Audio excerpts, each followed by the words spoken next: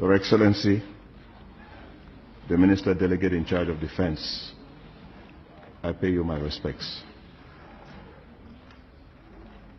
Right Honorable Speaker, if I take the floor, it is not the first time, and on many of these occasions we have been to draw attention to what we've referred to as the problems of the Northwest and Southwest, but today particularly as concerns the Ministry of Defense. The original question I sent to you, sir, had 4 points on it. The question concerned the prisoners that were arrested in the Northwest and Southwest, their numbers, the treatment that were given them, and where they were being held. It concerned the soldiers that were sent to the Northwest and Southwest, not only as at the time when we were expecting that there would have been policing officers, we got military officers. That's the question that was sent to you about a state of occupation, an army of occupation. That was the second point. The third point was about the punishment that would have been meted out to the soldiers who didn't follow your instructions. And the third was the general violence and the climate of violence that was developing in the Northwest and Southwest as a result of the increased military presence and the use of live bullets and so. That was 9 months ago, sir. And with your permission, I would like to bring you up to date because the situation has evolved significantly. And I will count on you, on your indulgence, to bring the House up to date too on these issues because they are current, they are happening today as opposed to what happened 9 months ago. The first situation, sir, is that as of today we are talking, you yourself, you gave us the figure of 84 soldiers that had died as of end of May. We are certain that there are more today. It's a disaster for our own soldiers to be dying in the process of killing their own brothers. As we were losing soldiers, our own estimate is that we have lost more than 2,000 civilians in the process.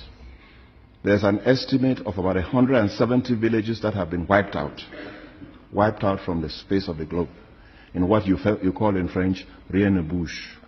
It's a scorched earth policy. We have 120,000 refugees. We have counted about 9 camps in Nigeria where they are located. We don't know what your own figures are. And more than 200,000 internally displaced people. Most of us in our houses in Yaoundé, in Douala, Bafoussam, we have received overwhelming numbers of compatriots who are running away from a war zone. What you're seeing, sir, is a genocide that is taking place. At the same time, there are curfews that are being put in. Citizens are being arrested for no reason outside the curfew, and they have to pay significant sums of money, up to 250,000, to the army before they can be released. That, you will tell us more about it. That's in the form of ransoms and everything. We are now entering certain domains because in times of war, you don't know what is fact and what is fiction anymore. The kind of information we are getting, which can only be authenticated from your high officer, is that the French soldiers are already in the Northwest. We saw pictures of some of them. They were coming with dogs to fight. That missiles are being used, surface-to-surface missiles, with a range of anything between 1.5 kilometers to 15 kilometers. A pregnant woman was dead, was shot by one of those missiles. We are told that helicopter gunships are being used, and you know the indiscriminate nature of the killing that can take place when you use a helicopter gunship, just as it happens when you use a missile. We are told that the drones that the Americans gave to be used to fight the Boko Haram are being used for their heat-seeking searches of people that are being used in the northwest and southwest. Again, it's the domain where I would like you to clarify the public opinion. And at the same time, we are told that chemical weapons are being used. These are all elements of genocide, the numbers and the tactics of warfare. You are in front of the people's representatives, and it is time you tell us what is actually happening. I don't want to go into the economy because it's not in your domain. But as you know, the economy has gone to the dogs. I mean, the northwest and southwest have essentially come to a stop. The domain, one domain which is bothersome is the domain of health. Because what is happening is that the army has moved into the hospitals and has started threatening the doctors. Any doctor who treats anybody from the war front is the subject of a threat by the army. And the doctors and nurses now are refusing to treat the people.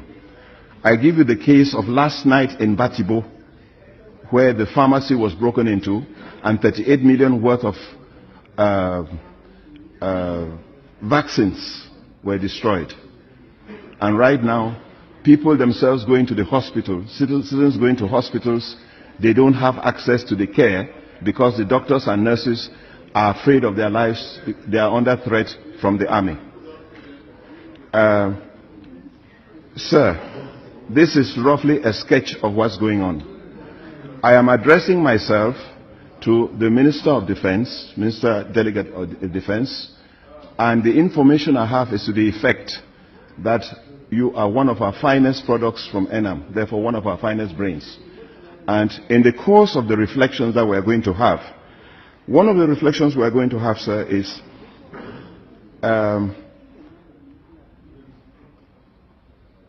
what lessons have we learned from Rwanda? Because after Rwanda, the world said, never again. And here we are now, phenomenon repeating itself. Never again. As I'm talking to you right now, people who were involved are still being arrested to be tried. Again, within the same framework of reflections, what have we learned from Nuremberg, the trials of Nuremberg, about the responsibilities in wartime? The lessons are clear.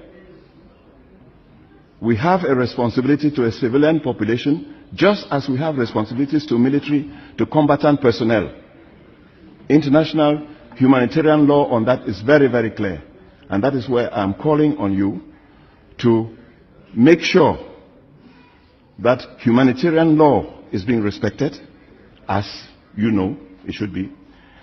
And I will quote your communication officer who said we have a professional army. I would like to believe him. And even if they are faulty, you as the key person, you have corrections to make. I see your role, sir. I have never been a Minister of Defense, but I see your role as twofold. The first part of your role is to advise Mr. Biya, because Mr. Biya is commander of the armed forces. He takes the decisions which you must carry out. And you must advise him with these realities. The second part of your responsibility, as I see it, again, I might be wrong. I've never been a Minister of Defense, and believe you me, I don't, it's too difficult for me. But it's the control of your troops, the instructions you give them. The instructions you give them, especially when they are going against Cameroonians. I would like to remind you, if there is a famous war theoretician who said, war is too serious a matter to be left in the sole hands of the army. That's where you and I politicians come in. War is too serious a matter to be left in the sole hands of the army. We must put into the minds of our soldiers the responsibility for life. Obviously the responsibility for the nation. Yes, but the responsibility for life. That is why I'm talking about responsibility, and more responsibility. So, right now you are talking about humanitarian gestures, which a priori would be very good when I see soldiers of the BA going out to hand over help to villages in this area. A priori, it's very good. But what is actually happening? Their first reaction when they see a soldier is to run and hide, because they know. And who is to tell them that these soldiers are not coming to get information during the day to kill them at night? So our first responsibility before we begin any humanitarian gesture is a ceasefire. A ceasefire. I would insist that it be a bilateral ceasefire. Work on getting a ceasefire so that the humanitarian gestures can get into place. While you are doing that, sir, and it's something that is not being done now, we must cultivate the language of peace. You must cultivate the language of peace. Once you begin to refer to some persons as dogs or goats, or as secessionists or terrorists, I think they will listen better if you say, my dear brother, let's meet on the table tomorrow to talk. Let me remind you again that it is not a sign of weakness to talk to your brother. Far from it, it's a sign of strength. It is not a sign of strength for a man full of muscles to beat his wife because he has the muscles. It's a sign of weakness. That man with the strength and everything faced with this in front of this woman would have many other techniques of convincing her, and believe you me, those techniques exist. And love is one of them. So, sir, this is the reality of Cameroon as it is today. As I said, I may be wrong, and you have the responsibility of passing the message to your troops. Mr. Biya must begin to talk. He must talk to his brothers. There must be an atmosphere of peace, accompanied by a language of peace. If you don't mind, I'll remind you that the last time you were in front of this assembly, there were some rather bellicose words you used. I would pray you, sir, to begin the language of peace. And that said, I would hope that we get to the table very soon so that we can keep Cameroon one where our brothers will not be killing each other. I thank you, Mr. Minister of Defense. I thank you, Right Honorable Speaker, for giving me the floor.